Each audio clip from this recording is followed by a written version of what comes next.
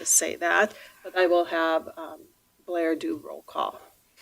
Mr. Vettel, Mr. Steen, Ms. Fry, Ms. Haugen, Mr. Davison, Mr. Madler, Here. Ms. Saar, Ms. Bollinger. Here.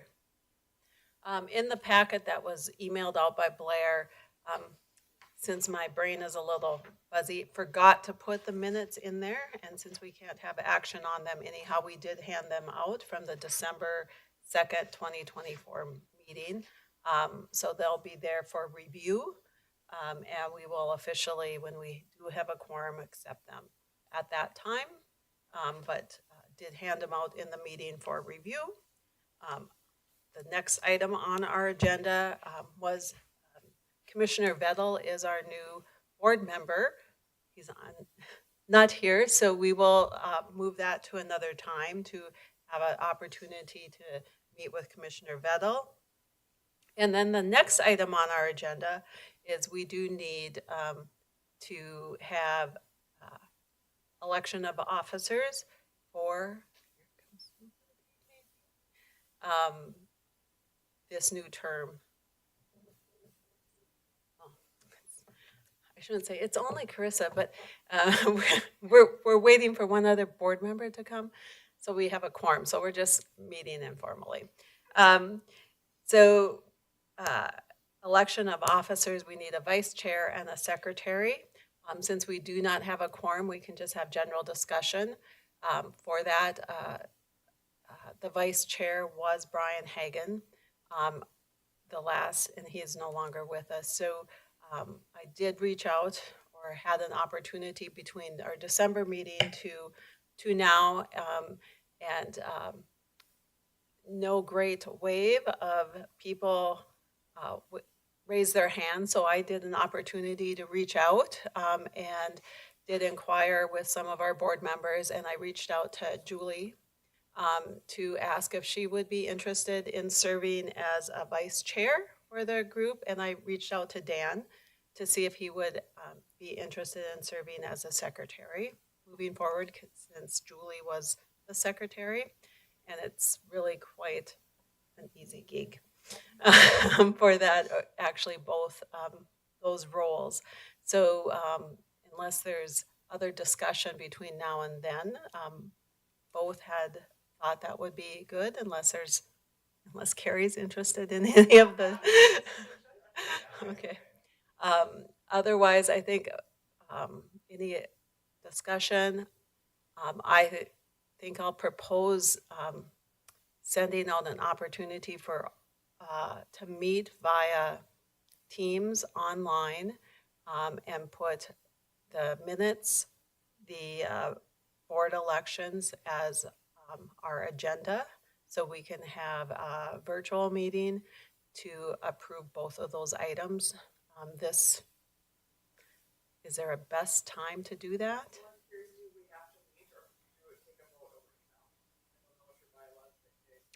We don't really have bylaws, so I think we could do that I think I can do that via email. I'll say that.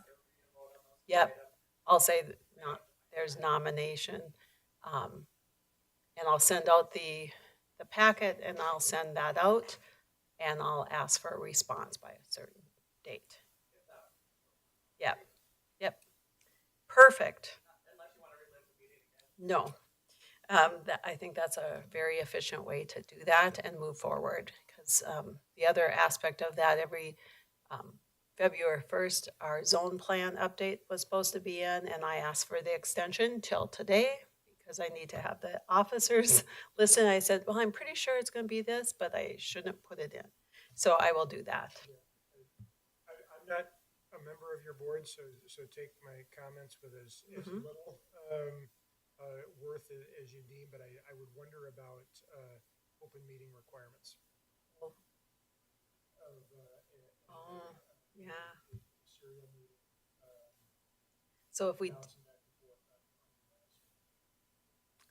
yes, so we probably do have to have thanks for bringing that up, call a special meeting, and we can do it virtually, and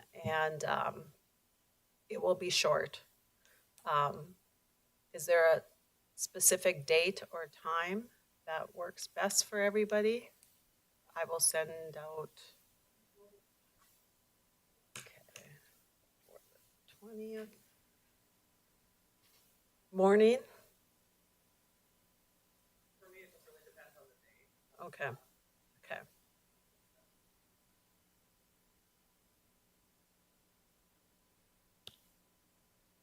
Anytime this week?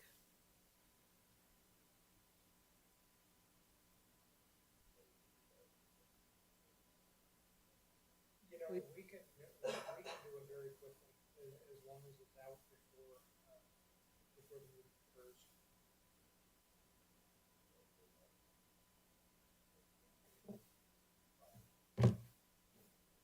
I was gonna propose maybe Friday morning.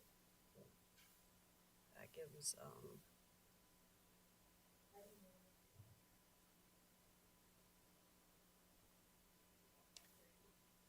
is 8:15 too early?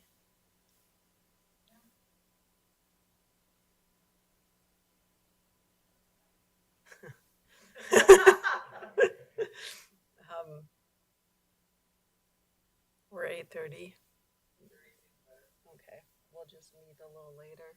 We'll just adjust our meeting. No, it's gonna be very brief. 8:30 on the 14th.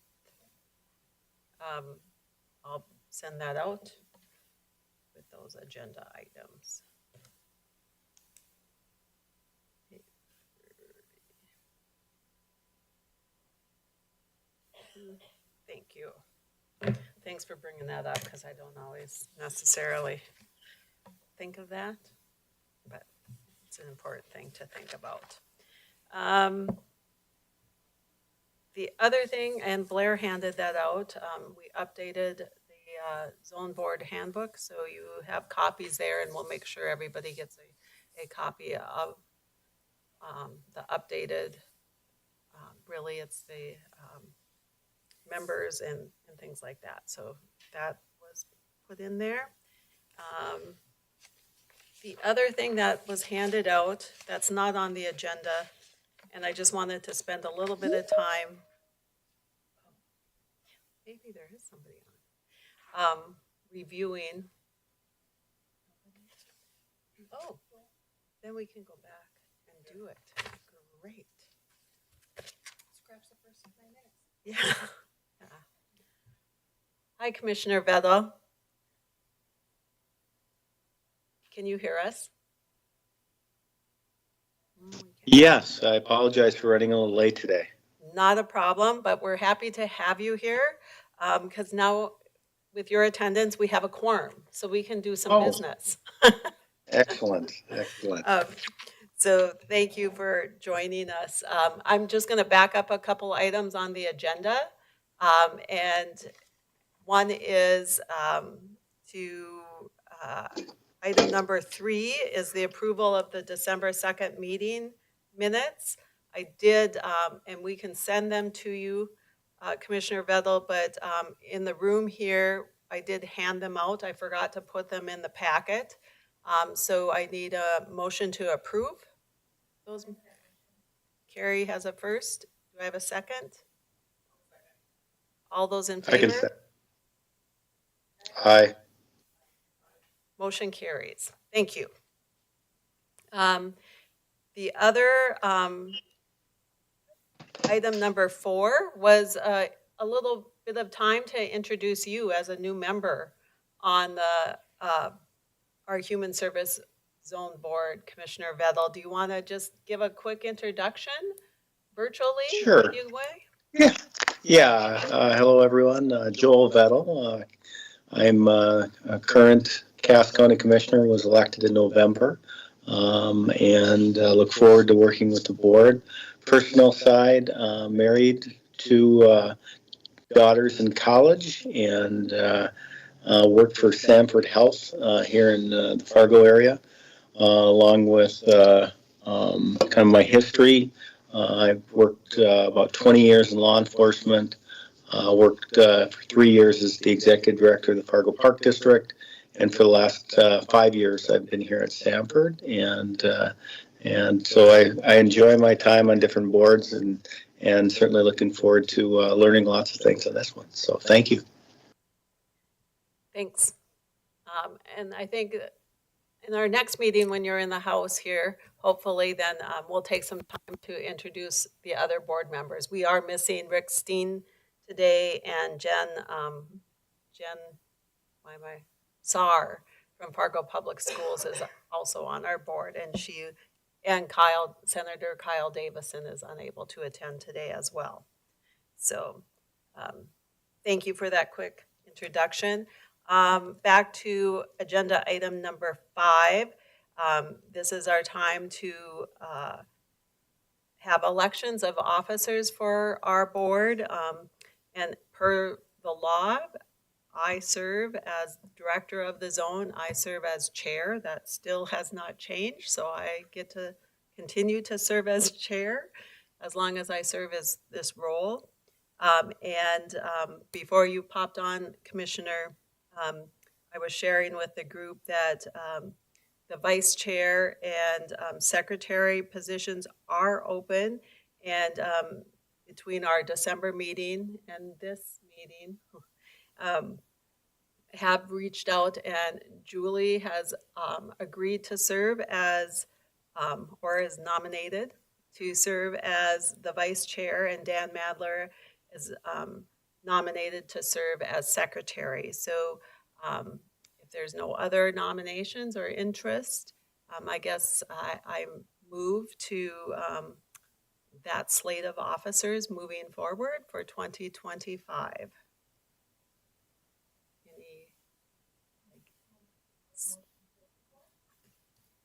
And a second? I can second it. Thank you.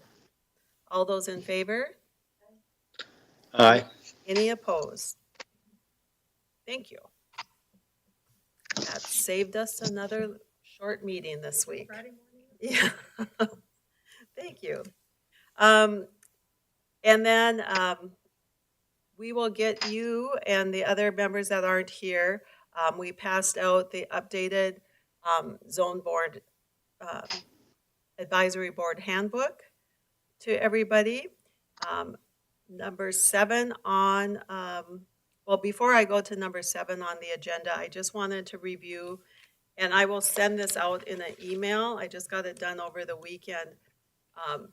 Did put together a little one-pager about some legislative updates as the Association of Zone Directors have been actively engaged so far in the session. And just, I put some high-level bills that the association is actually tracking many, like, what did I put in here? Like, there's almost 200 bills they're tracking. It's, for 19 directors, it's a little overwhelming. I've narrowed it down to 2, 4, 6, about 8 or 9, because it's early in the session, but for a high level, our budget bill, where the Human Service Zones budget is in, the Department of Health and Human Services, that's 1012. And committee work will begin this week on that budget bill. So there is good, some really good testimony. And actually, when Kristen Hasbargen, the Director of Zone Operations, did her presentation on the Human Service Zones as a whole, CAS was used as some of the example in there. And I did ask if they were ever going to use CAS, that they would give me a little heads up. I would appreciate that. And they did, and it was some related to our retention and recruitment efforts. So that was positive. I think they she shared on that because we helped with some of that information, and it was positive. So that, of course, is available on the legislative site. House Bill 1072 is related to foster care homes, and it's really a guardianship bill. And as an alternative to foster care, so kind of looking at that one as well. All of these bills, the association has gone in with testimony on, and it's been done, a couple in opposition, some, and I've listed those there, but mainly in support. House Bill 1095 is related to CPS, or Child Protective Service liaisons in school districts. This was a hearing I watched virtually, um, and the association went in as opposition on this, as well as protection and advocacy. And it was very interesting hearing. I think the committee work actually is starting on that today on this bill. So this afternoon, I'll probably have that on to listen to it. And it's really stemming from a school in Western North Dakota from 10 years ago. And from reading what the bill is right now, it doesn't really make sense. Like, it says we would train the people, like how would we train the liaison in schools? And then, you know, should the schools know all that information? By law, probably they shouldn't, you know. So there's, it was an interesting bill, but it's from a school district, a small school district that felt basically child welfare wasn't doing what they were supposed to do, to put it in a nutshell. Mandatory 1268 is a bill requiring mandatory drug testing in our child welfare before a unsupervised visit of a parent with their children. Our association went in as provided testimony in opposition of that. We do, it's a tool that all child welfare uses. Drug testing is a tool that is available. And as we all know, there's many issues families deal with. And that is just not one issue. So our workers have that already available as a tool. And just by mandatory testing of any unsupervised visit, that, you know, there'll be more to come. This bill was drafted, I think there is one or two Cass legislators on this, if I'm remembering right. I can't remember. I'd have to go look at it again. But it also really stemmed from a couple of former or current foster parents, Western North Dakota, that are in the healthcare field. And there was some pretty strong testimony supporting and pretty strong testimony in opposition of that.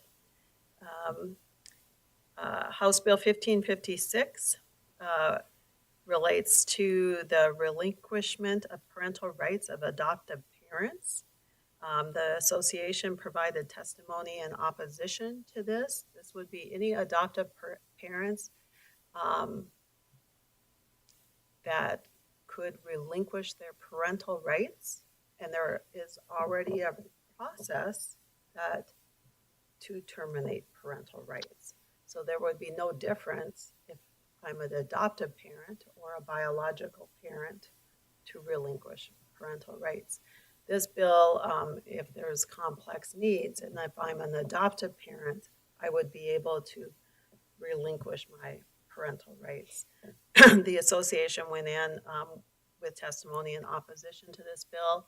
I did, before the hearing, I wasn't out in Bismarck, but I did, there's 3 or 4, maybe 4 Cass legislators that were signed on this bill, and I did send an email Sunday to them before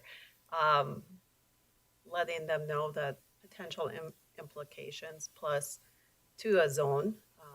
You know, we could be potentially making a whole new set of orphans.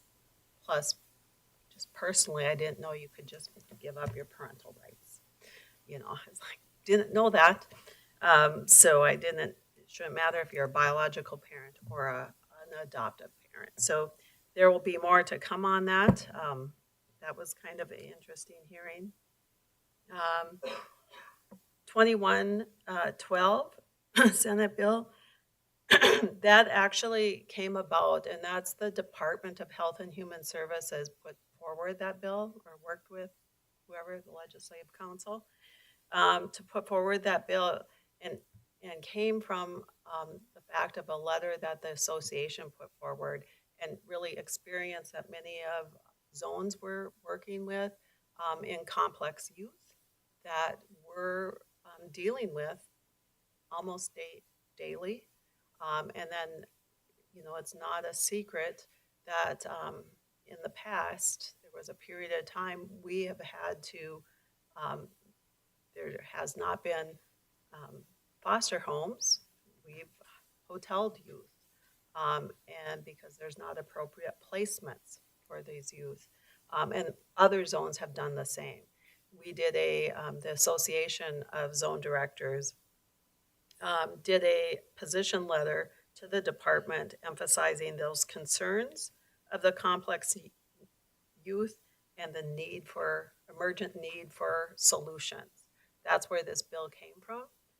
And this bill is looking at setting aside, lack of a better word, setting aside beds at the Life Skills Transition Center that would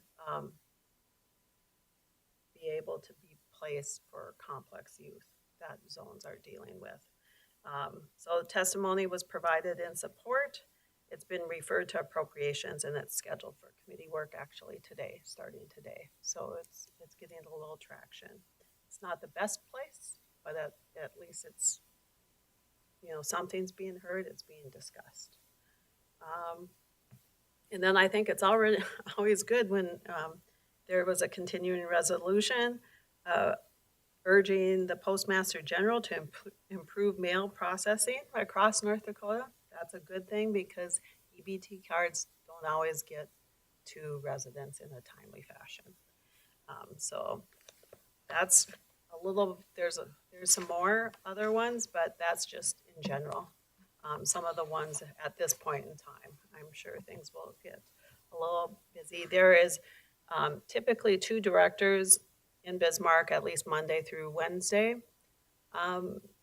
I have not gone out. I'll go out in mid-March now and do my time there. Otherwise, we monitor remotely, and then we review bills and provide summary. There's a weekly call with the directors, so many of you are familiar with that. Any questions or comments? That's where we're at with that. And year-end metrics, we're in with the operations report. And let's see here.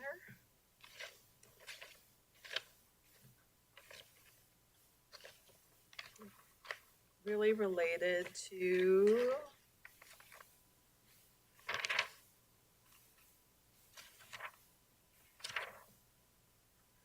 like the last, guess we don't, yes, we do have page numbers.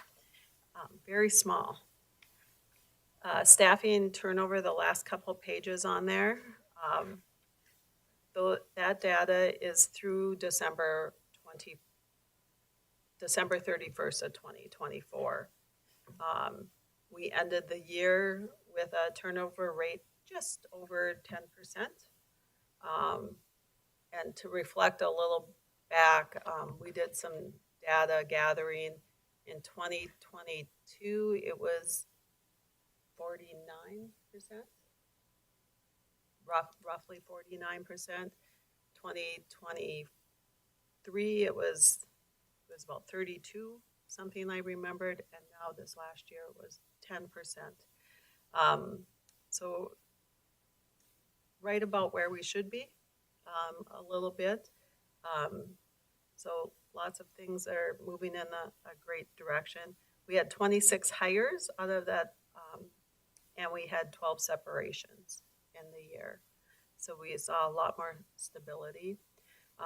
That being said, my friendly HR operations person next to me continues and it makes sense, stay in 2025. We have a lot of new team members on our, or younger tenured, not younger, not necessarily younger age, but tenured people.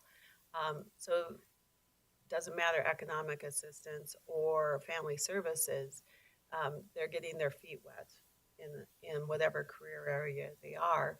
We might see a little uptick in that turnover because it might not be their career of choice, which is fine, which is totally fine with that new. So we might see a little uptick in 2025. Not to be scared of that, but there's a lot of things that have changed in the last 3 years, and especially in the last 1 year for onboarding and things like that.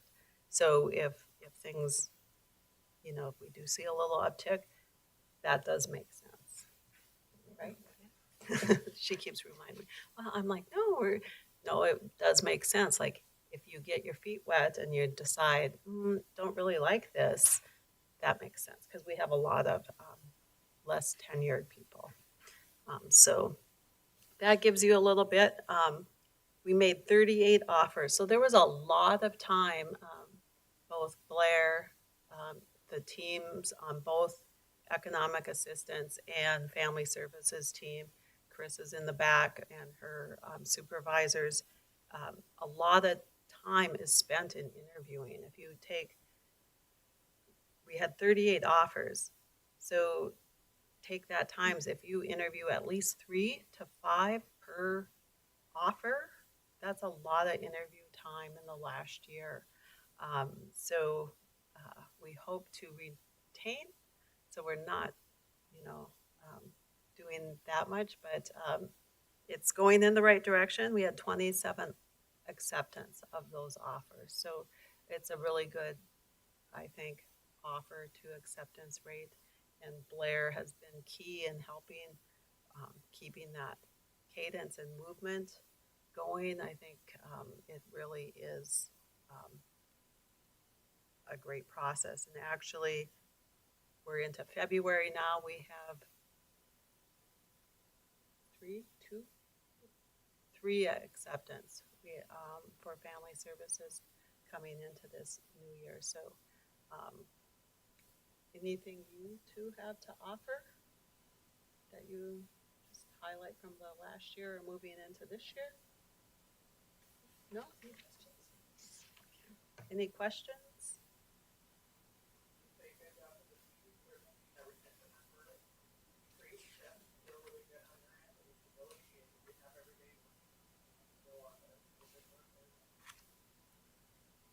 Yeah, and I'd say, not everybody's in the room. Shayna's not here, but Carissa and her team, like every day, they take that and they have to do the onboarding and the training and all of that. That's a lot of effort and the newness of that team. I applaud each and every one because it takes that whole team to make the whole thing growing. And actually, economic assistance, we're still, we have 1 vacancy in that department. So that is really key. And right now, 6 total, but we're onboarding 3. So we're down to 3 in family services. We have a couple. Yeah, roughly. Yeah. So making progress. Otherwise, numbers are about the same except in child protective services. This is a busy time, and that's really where those numbers of cases, weekly and monthly, continue to rise, and that newness of staff, it is a struggle because when team members get 30 cases, we take them off of batching, which means others, but now we're less. So we have reached out to other zones for assistance again, because we're gonna need that. And I think we just got the numbers, I printed that off. Last week, we have like 312 open cases. This was done in the end of December, and it was under 300. But I think between now and end of school year, will continue to tick up. So it's really important that we get that extra help with the zones. That does help, but there are some other single county zones, the major zones. They're all seen that happen too. So hopefully we'll get the help.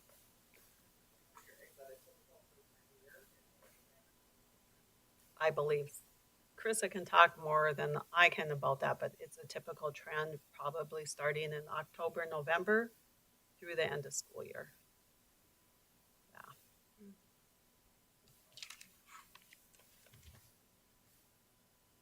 Yeah. We're just starting to track a little bit, and I'm curious to see a trend.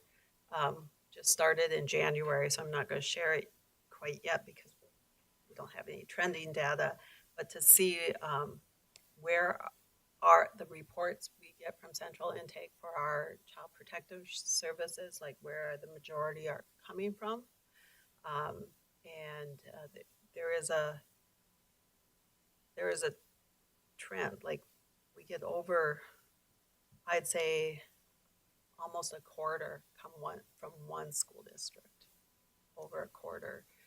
Comparison to the other major school district in the area, they're half of that. So, I'm not sure what that means. And then, so we're going to start tracking and just seeing what we can do, if it's education, if it's what can happen there.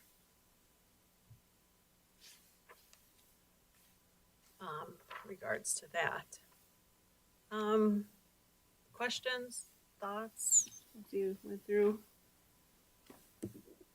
Go ahead. Just, well, first of all, congratulations on the retention rate. I mean, that speaks for itself, but well done. It's obviously no accident, and that's all of your hard work. Only thing I would add is that, and you have reached out to Tracy Peters a number of times on this, but we are trying to pull together some information between a number of different agencies on Minnesota Sick and Safe and Minnesota Paid Leave, and see what implications those would have to the county as a whole and county employees, and by extension zone employees as well. And I'm finding very little really definitive information at this point, but just wanted to let you know that that's not being lost in the wash, so to speak, that we're pushing forward, and I think we're going to have some more solid information within the next couple of weeks, month or so. And thank you for continuing to push us on that one. There's a couple laws in Minnesota, because some of our team, since I've come in my position, I've paused any remote work, mainly in economic assistance, because that remote work had been done as part of COVID, and there was no plan to it. So this last year, we had kind of put together a plan on how we were going to re-engage, if we were going to re-engage, what that might look like, and, blah, blah, blah. Well, there's some laws. I don't want to treat people differently, but that we're county employees. So it depends on how the county looks at that. So until we know that, we're not going to change anything on that. So I appreciate that, Robert, on doing that. So that's where we're with that, because that's one area that we could possibly. The other area, this last, I didn't include it in my operations report because I think it happened after I put that together. The county has engaged with JLG for a facility master plan. Is that what that's called? It's really a space needs study across the courthouse annex building and obviously our newly acquired RDJ building now that's directly across the parking lot. So those three buildings. Yeah, and the zone had an opportunity to meet a few hours with the consultants last week or the week before, last week I think it was, and explained our services, team members' needs. Of course, that's part of it, if we could, who would work remote or how that might look. But if that's not an option, this is the space, so that's was part of the conversation with that as well. So that's where we're at with that. Operations report is there, and I just gave you some resources about the state of the human service zones, and also about zone standards of administration. Once again, that is, I don't like to use, but I use it all the time. It's like our report card.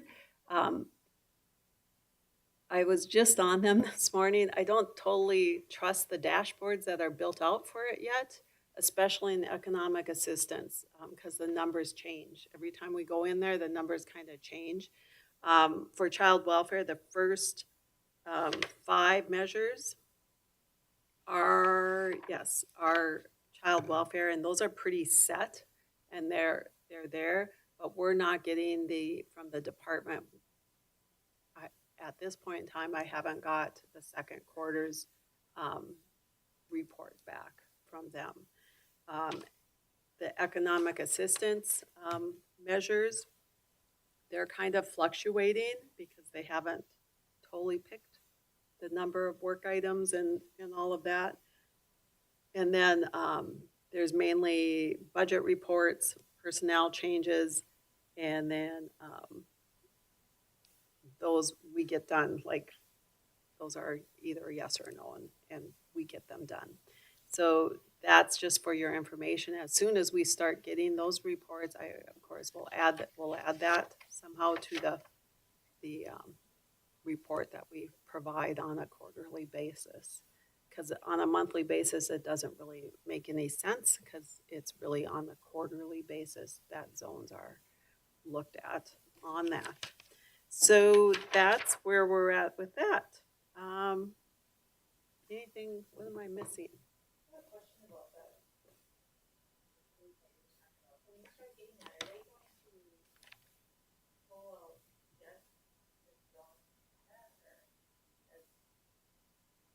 Mm-hmm. And the dashboards that are built out they're not public facing. They're, they're dashboards that are on the internal facing SharePoint. So there's some dashboards like in economic assistance that are public facing that I shared those with you, but these dashboards are not. And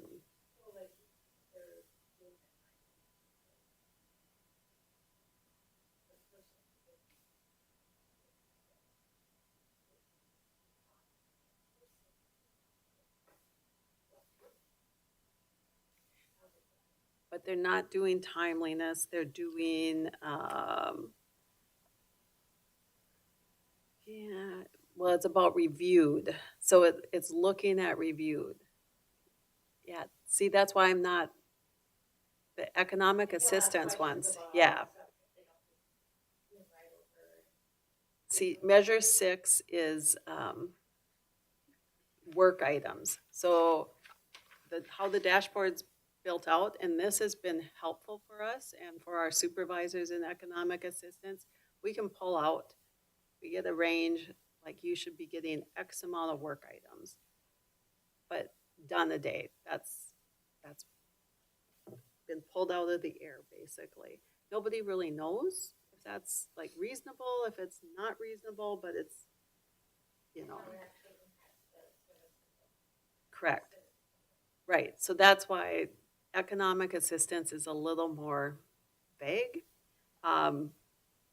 Applications and reviews, those are based on the timeliness in that application, SNAP, TANF, those sorts of things. But I don't know how that's tied to our workers. Yeah, If I could just add, yep, so with the metrics that we pull, that we include in our dashboard snapshot, in theory, those numbers are of the Cass County citizens. So that is the information that we're trying to provide to Right show the here. community input. Those applications could have been worked by anybody. And the measures are from the workers within the zone, so it's looking at the performance of the employees. So they wouldn't tie necessarily, because it's not, the crew is not working the community, it's looking at it separately. And I would guess that's probably some of the reason why the numbers are fluctuating, because that's kind of complex to try to sort out on the back end, making sure it's tying to the right places. and a lot of that, we have this thing called a position control log, which is a big spreadsheet. It's a bane to my existence. They're probably Janelle's and Blair's and Sam's and Shelley's, which was originally, when zones were created for the department to be able to track everybody's FTEs, all 19 zones FTEs. Now this position control log has been morphed into this huge spreadsheet for many different purposes, but it's all manually updated. And I keep saying, this is like, so economic assistance. So you're a app processor, Carrie. So well, here, pretty much eligibility workers are 100% eligibility app processors or maintenance workers. But if you were in Emmons County or South Country, is that zone, you might also be answering the phone, you might be the front desk person, you might be blah, blah, blah, blah, blah. So then on this huge spreadsheet, instead of 100%, you're down like to 40%. So then your work items are this much, where our work items are this much going into our queues. So your standards are much different. But so everybody's putting that in differently. And there's no, I'll be careful in how I say it, consistency in how that's done. Like it's kind of a free for all. Whoever, like, oh, I'll put that in as, I think you're working in that area for 80%.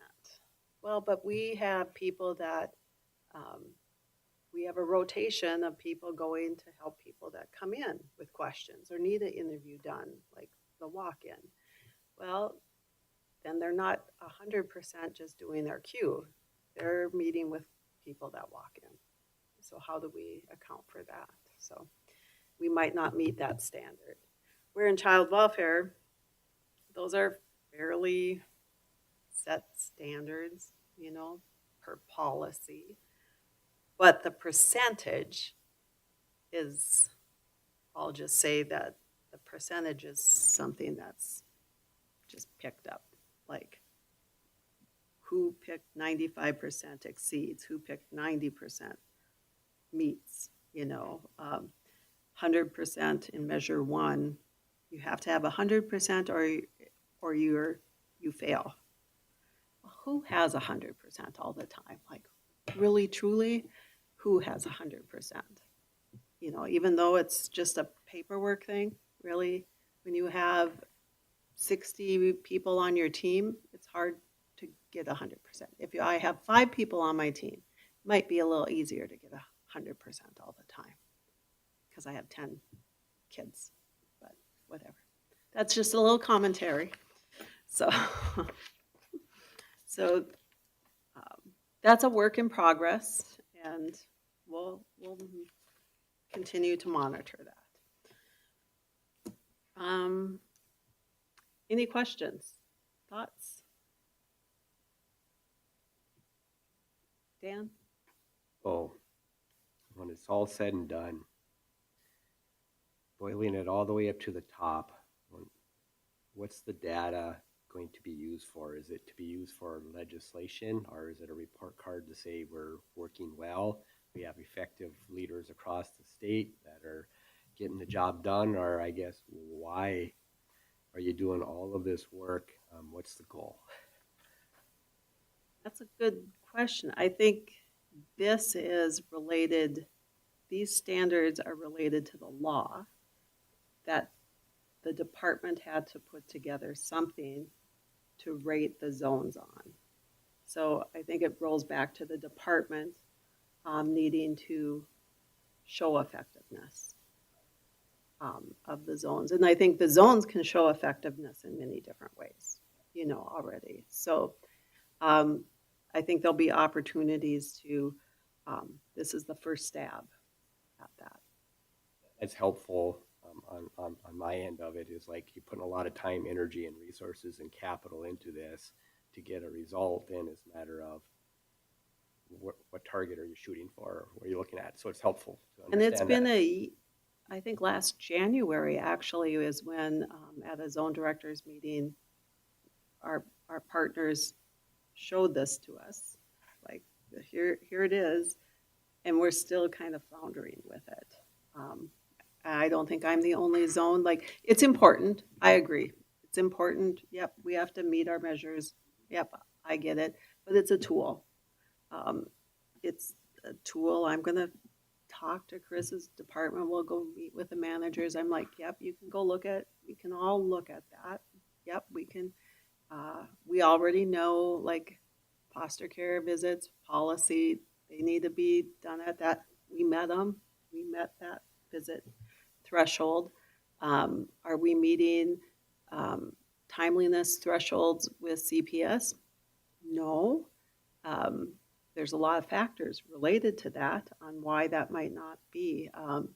And that can be because of law enforcement. There's policy on why we might not be meeting that. And some of these dashboards, we might be an hour late from meeting that 24-hour visit. We might be a day late. It's still important. It doesn't mean that our workers or we don't think child safety is important. We do. But there's a lot of factors in that. So I think the more we can educate legislators, most recently, the Legislative Audit Fiscal Review Committee, I was out there for that because the department, CPS was, or Child and Family Services, and the CPS was part of that audit, and they didn't provide a response right away, and it was not timely, and the committee was not happy. So the second meeting, which was right after session started, the department came in with a response, and Jessica met with them, and the zone directors provided testimony then too, really to educate, like one of the directors from Mountain Lakes, so Devil's Lake, and she has 2 reservations on hers, provided testimony, like really to educate the legislators on why timeliness might not be met. It's not because there are guidelines on why it might not be met, but the challenges with workforce, the challenges with the population that we might be dealing with. It's not the 1950s anymore. Like, they might be homeless and they might be couch surfing, and when we go there, they're not there. So it's hard sometimes to get that 24-hour face-to-face visit with the youth. And some individuals have a hard time understanding that, including maybe the state auditor's office. So we'll keep educating, I think, is the best we can do. So, yeah. Anything else? Are you getting any feedback when there might be a DHS director in place statewide? Okay.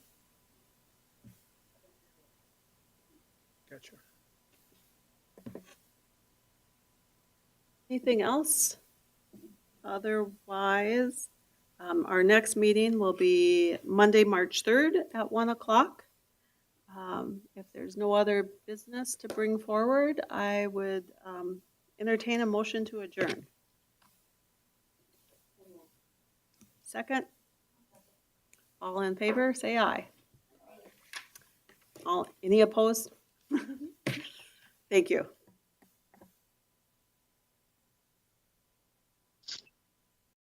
Thank you, everyone.